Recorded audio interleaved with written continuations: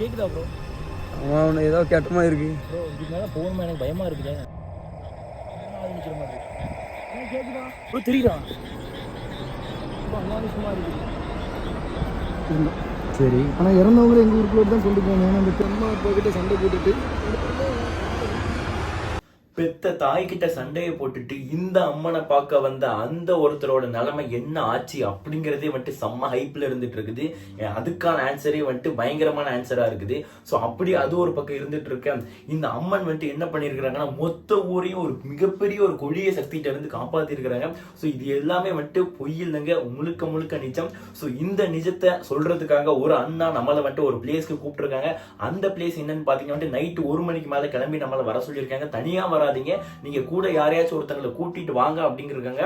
So அந்த பிளேஸ்ல வச்சுதான் அந்த அண்ணா அந்த அம்மனோட சிறப்பு அம்சத்தையும் கதையும் சொல்றேன் என்கிட்ட அப்படிங்கிற மாதிரி சொல்லியிருக்காங்க. சோ இதற்கெல்லாம் உங்களுக்கு ஒரு கொஸ்டின் மார்க் வந்துகிட்டே இருக்கும். என்ன அப்படின்னு சொல்லிட்டு கேட்டீங்கன்னா, எதுக்கு இந்த அண்ணா நைட் நம்மளை கூப்பிடணும், எதுக்கு இந்த டைமுக்கு வந்துட்டு அந்த ஸ்டோரியை சொல்றதுக்காக அந்த இடத்துக்கு கூப்பிடணும் அப்படிங்கிற மாதிரி. சோ எல்லாத்துக்கான ஆன்சரையும் நான் வந்துட்டு உங்ககிட்ட நான் சொல்றேன், ஓகேங்களா? அதுக்கு முன்னாடி நான் அருண். சோ இந்த சேனல்ல இந்த மாதிரி பாத்தீங்கன்னா நம்ம ஊரை சுத்தி இருக்கிறது, அப்புறம் பாத்தீங்கன்னா தமிழ்நாடு இந்தியாவில இருக்கிற முக்கியமான வந்துட்டு ஹாண்டட் பிளேஸ் அந்த மாதிரி தெய்வங்களை பத்தின ஒரு புராண கதைகள், அப்புறம் வந்துட்டு மர்மமான ஸ்டோரிஸ் ஃபுல்லா நம்ம சேனல்ல போடுவோம். சோ உண்மையானதான் மேக்ஸிமம் போடுவோம். உங்களுக்கு யாருக்காச்சும் உங்க லைஃப்ல இந்த மாதிரி வந்துட்டு மர்மமான விஷயங்கள் நடந்திருக்கலாம், அப்படி நடந்துருச்சு அப்படின்னா வந்துட்டு நம்மளுடைய இன்ஸ்டாகிராம் லிங்க் வந்துட்டு நான் கமெண்ட் பாக்ஸ்ல கொடுக்குறேன். நீங்க அது மூலியமாட்டு வாய்ஸ் நோட்டாவோ இல்ல வந்துட்டு டெக்ஸ்டாவோ டைப் பண்ணி போட்டு விடுங்க. சோ நான் அதை முடிஞ்ச அளவுக்கு வந்துட்டு வீடியோவா மேக் பண்ணி போட ட்ரை பண்றேன். சோ இப்போ இந்த அழகியம்மன் எங்க இருக்கிறாங்க அப்படின்னு சொல்லிட்டு கேட்டீங்கன்னா, திருநெல்வேலி உங்களுக்கு தெரிஞ்சிருக்கும். திருநெல்வேலியில இருந்து நம்ம வந்துட்டு பனகுடி போற ரூட்ல பின்னாடி சேர்மாதேவி ரூட்ல களக்காடு தாண்டோன ராஜபுதூர்னு ஒரு ஊரு. அந்த ஊர்ல வந்துட்டு மேற்கு தொடர்ச்சி மலை அடிவாரத்துல வனத்தை ஒட்டி இருக்கிற ஒரு அம்மன் தான் குத்துப்புரை அழகியம்மன் அப்படிங்கிற அம்மன். இந்த அம்மன் ரொம்பயுமே பழமையான அம்மன் கருதப்படுது. ஸோ அது மட்டும் இல்லாம பாத்தீங்கன்னா இந்த அம்மன் வனத்தை ஒட்டி, அதுவும் மேற்கு தொடர்ச்சி மலை வனத்தை ஒட்டி இருக்கிறதுனால ஒரு வனத்துக்குள்ள ஒரு அம்மன் இருந்தா எந்த லெவலுக்கு ஆக்ரோஷமா இருக்குமோ அந்த லெவலுக்கு சக்தியும் எல்லாமே இந்த அம்மனுக்கு இருக்கு அப்படிங்கிறது தான் கருதப்படுது.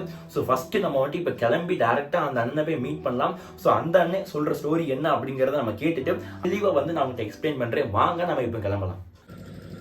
ஸோ இப்போ வந்துட்டு நம்ம அந்த அண்ணன் சொன்ன இடத்துக்கிட்ட வந்துட்டோம். நம்ம இப்போ அவங்க கொஞ்சம் தூரம் போனால் அந்த இடம் வந்துடும். ஸோ எனக்கு பேசவே முடியலங்க, வாயிலாம் வந்துட்டு தடுமாறுது.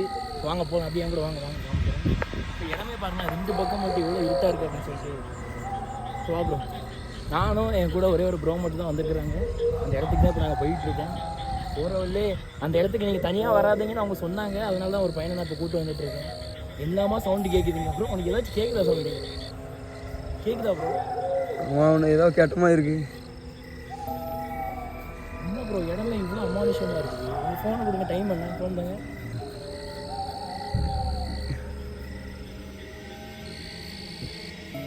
டைம் 1:32 தெரியுதான் தெரியல. டைம் 1:32. ஸோ தூரத்தில் லைட் எரியுது. கோழியாக இருக்குதான்னு தெரில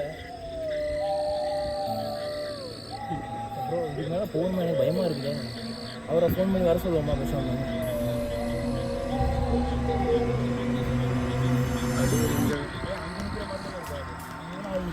ஆமா ஒரு மாதிரி தெரியுது.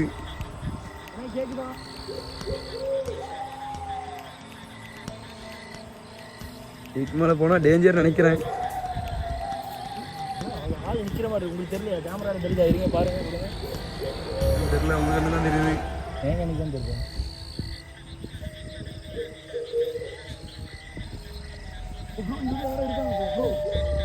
தெரியுதா?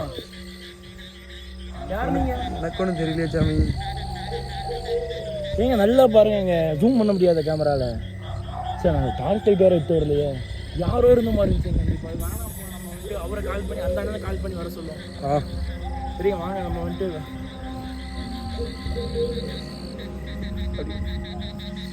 ஒரு மாதிரி பயம். சவுண்ட்லாம் அமானுஷமாக கேட்குது. இவ்வளோ நேரம் நார்மலாக இருந்துச்சு சவுண்ட், இப்போ அமானுஷமாக இருக்குது.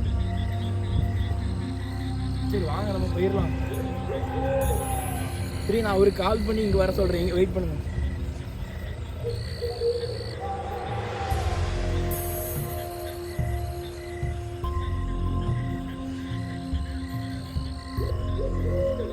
ஹலோ, நீங்கள் சொன்ன இடத்துக்கு வந்துட்டேன். ஆமாம் நிற்கிறேன். நீங்கள் எங்கே நிற்கிறீங்க? இங்கே தான் நிற்கிறாங்களா? அவங்க அன்னைக்கு யாராவது தெரியுதாங்க? எனக்கு ஒன்றும் தெரியலையே. சரியா பண்ணல, அவங்க போயிடுவோமா? கதை கேட்குற வரதுக்கே எவ்வளோ பிரச்சனை. அவர் எதுக்கு ஃபஸ்ட் நம்மளை இந்த ஏரியா கதை கேட்க வர சொன்னார்? ஆள் இல்லாத இடம். தெரியல, இது எனக்கு ஏதோ ஒரு மாதிரி டிஃப்ரெண்ட்டாக பயமாக இருக்குங்க. நான் திரும்ப வீட்டுக்கே போகிறேன். என்னாச்சுன்னு எனக்கு தெரியல. ஃபோனை கட் பண்ணிட்டாரு. சரி ப்ரோ, வீட்டுக்கே போகும் ப்ரோ. வாங்க ப்ரோ, நம்ம கிளம்புவோம். கைஸ், அதாவது நான் சொன்ன மாதிரியே பார்த்தீங்கன்னா வந்துட்டு அந்த அண்ணாவுக்கு சொன்ன இடத்துக்கு நான் வந்துட்டேன். இங்கே பாருங்க, சுற்றி காடு தான். நைட்டு ஒரு 1 மணி 2 மணி இருக்கும். இது என்ன புக்குன்னு சொல்லிட்டு கேட்டிங்கன்னா சாமி புக்கு, சாமிகிட்ட வேண்டின புக்கு. அவ்வளோ நான் கொண்டு வந்திருக்கேன், பார்த்தாலே தெரியும். ஸோ என்னன்னா, அந்த அண்ணத்தை இப்போ தான் நம்ம கதை கேட்க போகிறோம். அந்த அண்ணன் சொல்ல போகிறாங்க. என்ன சொல்கிறாங்கன்னு கேட்டுருங்க ஃபஸ்ட்டு. ஏன்னா இந்த இடத்துக்கு தான் வந்து சொல்ல சொன்னாங்க. ஏன்னு கேட்டால் அவங்க சொல்ல மாட்டேங்கிறாங்க. அவனுக்கு கதை வேணா நான் சொன்ன இடத்துக்கு வா அப்படின்னாங்க. அவங்க சொன்ன இடத்துக்கு வந்துட்டோம். ஸோ அதே மாதிரி அந்த அண்ணன் கதை சொல்கிறாங்க. கேட்டுட்டு திரும்ப நம்ம வீட்டுக்கு போயிட்டு என்ன சொன்னாங்கிறத நான் தெளிவாக அப்புறமா உங்களுக்கு வீடியோவில் சொல்கிறேன். அந்த கால்ராங்கிற ஒரு நோய் வந்து ரொம்ப ஆட்டி படைச்சிட்டு எல்லாரையும். அந்த டைமில் வந்து ராஜபுதருக்கு கிழக்கு கேசவநேரி, வடக்கு ராஜபுதூர், தெற்கு ரோஸ்மேபுரம், எல்லா ஊர்லேயும் அந்த கால்ரா நோய் வந்தது. சரி. ஆனால் ராஜபுதூரில் மட்டும் அந்த நோய் கிடையாது. சரி. அப்போ என்னன்னா, அந்த குத்துப்புற அழகியம்மன் வந்து ஒரு வலை போட்டு எங்கள் ஊரே காத்து வச்சுருந்தோம். சரி. ஆனால் இறந்தவங்களை எங்கள் ஊருக்குள்ளே தான் கொண்டு போவாங்க. ஏன்னா அந்த திருக்குறங்கூரில் இறந்தவங்களுக்கு வந்து எங்கள் ஊருக்குள்ளே தான் சுடுகாட்டுக்கு பாதை. ஆனால் அது ஒரு தொற்று வியாதி. சரி. தொற்று வியாதி வந்து எங்கள் ஊருக்குள்ளே யாருக்கும் தொற்றிடக்கூடாதுன்னு அந்த அம்மன் வலை போட்டு காத்து வச்சுருந்தோம். வலைனா எப்படி? எங்கள் ஊருக்குள்ளே அந்த நோய் வராது, மற்ற எல்லா இடத்துக்கும் வரும். எல்லா இடத்துக்கும் வரும். அந்த நோயினால எத்தனை பேர் இறந்து போயிருக்காங்க. சரி. எங்கள் ஊரில் ஒருத்தர் கூட அந்த நோய் வந்து ஒருத்தர் கூட அந்த நோய் வரல எங்கள் ஊருக்குள்ள. சரி. சரியா? அதில் அந்த மாதிரி எங்கள் ஊரை காட்டு அம்மன் அது. சரி. அதே மாதிரி வீட்டில் தாய்கிட்ட வீட்டில் பெற்ற அம்மா அப்பா கிட்ட சண்டை போட்டுட்டு அவங்க மனசை கஷ்டப்படுத்திட்டு கோயிலில் போய் யாரும் படுக்க முடியாது, கோயிலில் போய் உட்கார முடியாது. சரி. இது போல ஒரு பையன் வந்து வீட்டில் அவங்க அம்மாட்ட சண்டை போட்டு தண்ணியை போட்டு அடிச்சுட்டு கோயிலில் வந்து படுத்துக்கிட்டான்.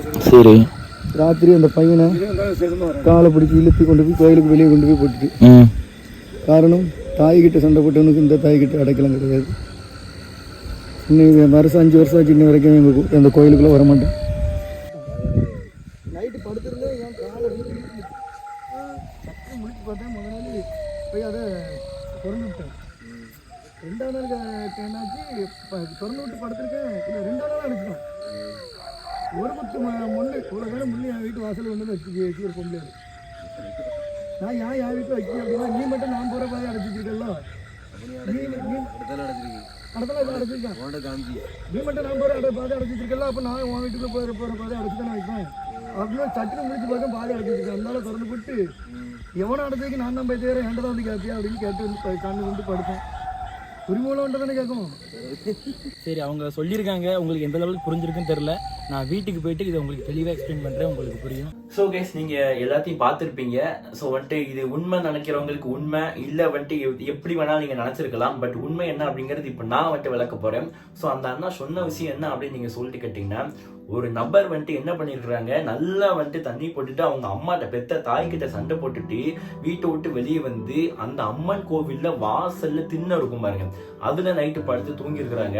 பட் இந்த அம்மனுக்கு என்ன பிடிக்காதுன்னா, பெத்த தாய்கிட்ட சண்டை போட்டா பிடிக்காது, அதுவும் தண்ணியை போட்டு சண்டை போட்டு இந்த அம்மன் வாசல்ல வந்து படுத்தனால இந்த அம்மன் என்ன பண்ணிருக்காங்க, நைட்டு காலை பிடிச்சி கரன்னு இழுத்து கொண்டு கோயிலுக்கு வெளியே கொண்டு போட்டிருக்காங்க. ஸோ இதை உண்மையாவே எல்லாரும் பார்த்துருக்காங்க. பார்த்தது மட்டும் இல்லாம அன்னைக்கு அடுத்த நாள் காலையில போய் பார்த்தேன், அம்மன் இருக்கிற இடம் ஃபுல்லா முன்னாடி பாத்தீங்கன்னா வந்துட்டு மண் அடிச்சு போட்டிருப்பாங்க. ஸோ எல்லாமே கிளீனா தடம் தெரியும். ஸோ அதே மாதிரி நம்ம இவங்க காலை பிடிச்சி இழுத்துட்டு வந்து கரகரன்னு போட்டாங்க இல்லையா, ஸோ அப்போ அந்த இழுத்துட்டு வரும்போது ஒரு தடம் பதிஞ்சிருக்கும் பாருங்க, அந்த தடம் அப்படியே அன்னைக்கு ஃபுல்லாவே இருந்துச்சு. ஸோ அன்னைக்கு அந்த கோவிலுக்கு கடைசியா வந்த அந்த நபர் கிட்டத்தட்ட 5 வருஷம் ஆகுது. இப்போ வர வந்துட்டு அந்த கோவில் பக்கம் தசை பக்கம் கூட எட்டி பார்க்கலையா.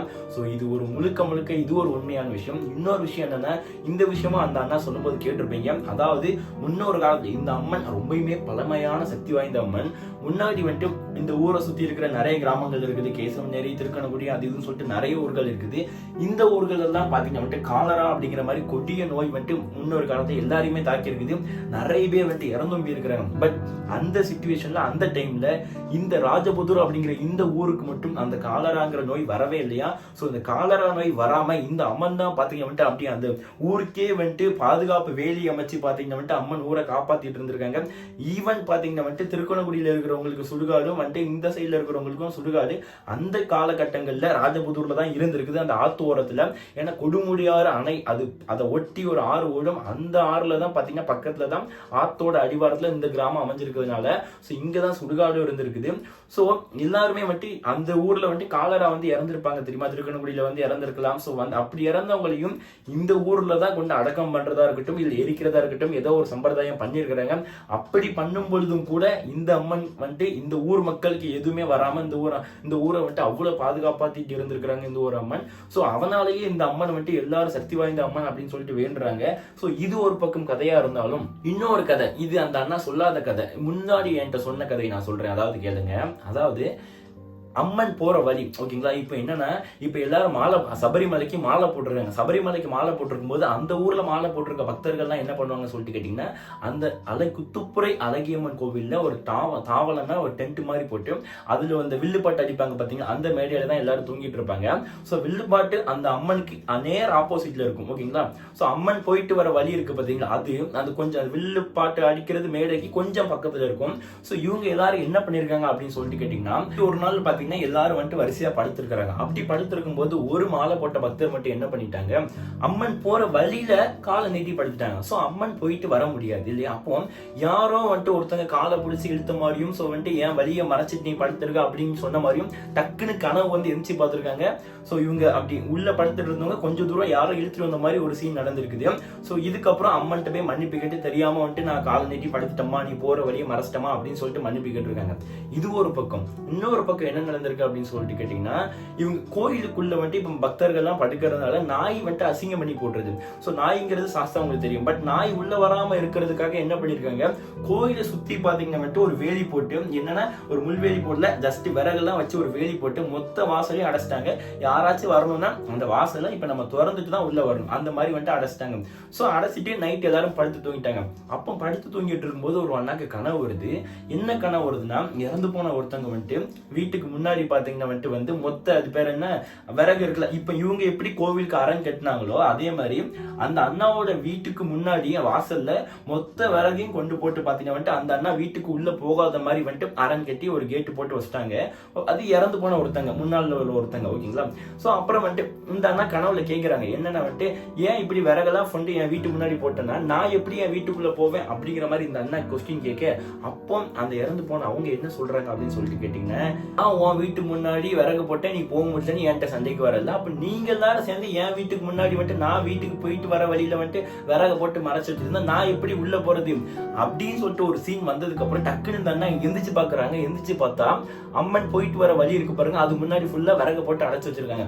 உடனே இந்த அண்ணா எந்திரிச்சு என்ன ஏதுனே கேட்காம டக்குன்னு நைட்டு எந்திரிச்சு மொத்த விறகையும் அடிச்சு போட்டு திரும்ப நேரா போயிட்டு அம்மன்கிட்ட போய் மன்னிப்பு கேட்டிருக்காங்க. அதாவது அம்மா தெரியாம நான் ஏதோ தெரியாம தப்பு பண்ணிட்டோம், சோ இதுக்கப்புறம் இந்த மாதிரி பண்ண மாட்டோமா, மன்னிச்சிருமா அப்படின்னு சொல்லிட்டு கேட்டிருக்காங்க. ஈவன் மறைச்சு வச்சது அந்த அண்ணாவே கூட இல்லை. பட் இருந்தாலும் உங்களுக்கு ஒரு விஷயம் தெரியும், ஊர்ல எல்லாரும் சாமி கும்பிட்டாலும் சாமி யாராச்சும் ஒருத்தங்களுக்கு தான் வரும். ஸோ அவங்க மூலியமா தான் அம்மன் மட்டும் தனக்கு என்ன வேணுமோ இல்லை மட்டும் என்ன கெட்டது நடக்க போது ஊருக்கு அப்படிங்கிறதுலாம் அம்மனோ இல்லை எந்த சாமியா இருந்தாலும் அவங்க மூலியமா தான் தெரிவிக்கும். இப்படி அப்படிங்கிறது வந்துட்டு நீங்க வந்துட்டு எல்லா கோயிலுக்கும் போயிருந்தா உங்களுக்கே தெரிஞ்சிருக்கக்கூடிய ஒரு பேசிக்கான விஷயம் தான். ஸோ இந்த அம்மன் அவ்வளவு பேர் பார்த்தீங்கன்னா குத்துப்புரை அழகியம்மன், அவ்வளவு அழகான பேர். அதே மாதிரி நீங்க அந்த அம்மன் கிட்ட போய் வேண்டினீங்கன்னா உங்களுக்கு கேட்டது எல்லாமே கிடைக்கும். ஆனா தயவு செய்து தப்பு பண்ணிட்டு மட்டும் அந்த அம்மன் கோவில் பக்கம் தசை வச்சு கூட எட்டி பார்த்துடாதீங்க. அவ்வளவு ஒரு ஆக்ரோஷமான அம்மனே, தப்பு பண்ண தண்டனை நிச்சயம் அப்படிங்கிறதோட சொல்லி இந்த ஒரு ஸ்டோரியை நான் முடிச்சுக்கிறேன். ஸோ இந்த மாதிரி ஏதாச்சும் ஒரு அமானுஷ்யமான ஒரு அம்மன் கதை இல்லை வந்துட்டு ஏதாச்சும் ஒரு பேய்கள் சம்பந்தப்பட்ட கதை இருந்துச்சுன்னா நம்ம இன்ஸ்டாகிராமுக்கு டைரக்டா நீங்க வந்துட்டு மெயில் பண்ணுங்க, சொல்ல கான்டாக்ட் பண்ணுங்க.